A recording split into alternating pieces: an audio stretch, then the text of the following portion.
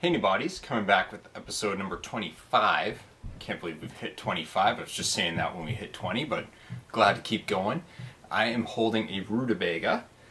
For those of you who have never seen one before, it's kind of a root vegetable. It's not kind of a root vegetable, it is a root vegetable.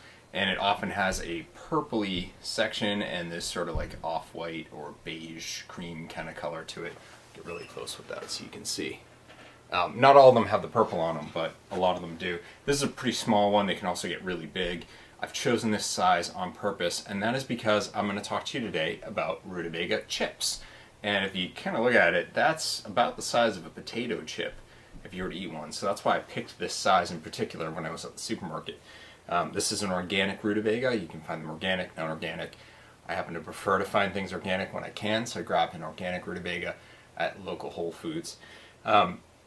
Rutabaga chips are super simple to make. They really just involve the prep of flavoring, and then you bang them in the oven, and in about 15 to 20 minutes, depending on your oven, they'll be done.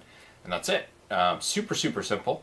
And you have a lot of flexibility to figure out what kind of flavoring you want. You see that with several of the recipes that I do. It's really up to you what flavor you want.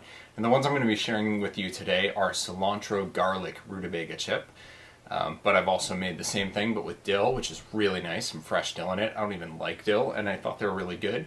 You can do them with chives, you can do them with cayenne, just salt. You can probably throw some vinegar in. I'm actually testing a recipe with salt and vinegar beet chips right now, so more on that, stay tuned.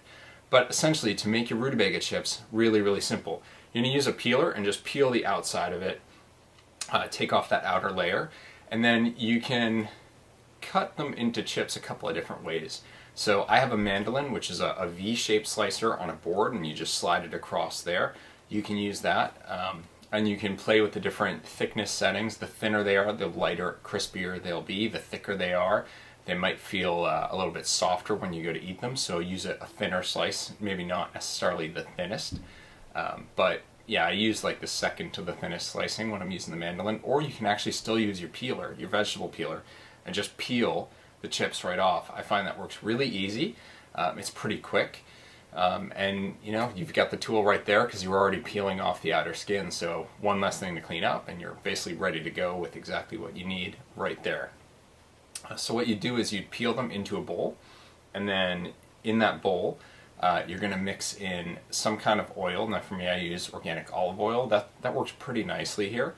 But you can also use sesame oil if you want to pull in that kind of flavor. You could use avocado oil. It works really nicely. Basically, figure out what kind of oil you like. Macadamia nut oil is another great one. But regular organic or extra virgin olive oil works really well here. So put in the olive oil.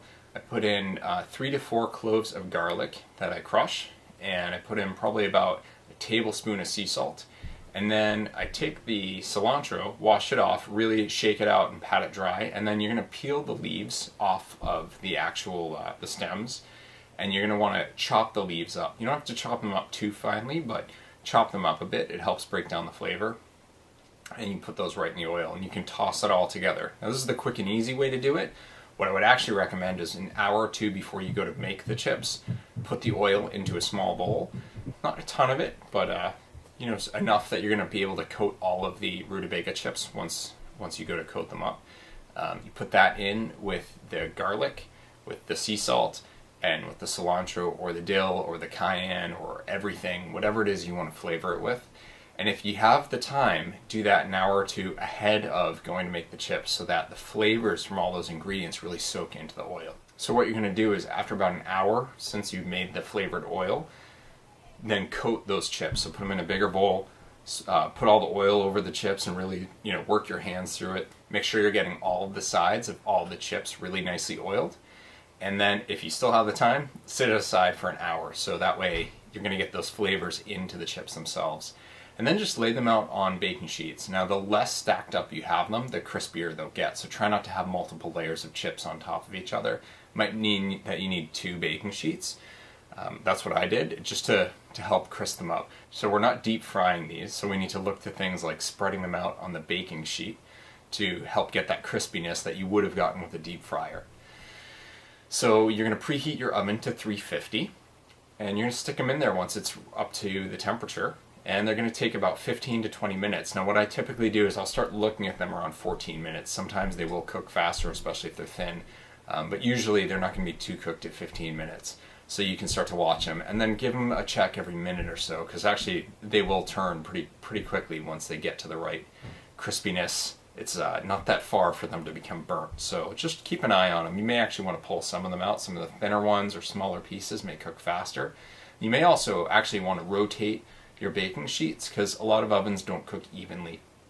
And you'll notice that some of them, maybe in the back or on one particular side, are browning faster than others in a different area. So as you turn your sheet, that will help to spread the cooking more evenly. So the last batch that I made took about 18 or 19 minutes, and they tasted great, really light and crispy. Some of them were a little bit softer, some of them were a little more crispy, so I probably should have turned the pan a little bit, or the baking sheet a little bit earlier. But they came out great, huge hit in the house, and I'm looking forward to making the next batch. So why don't you give it a try? Another light, fun, easy recipe that I know your family will enjoy.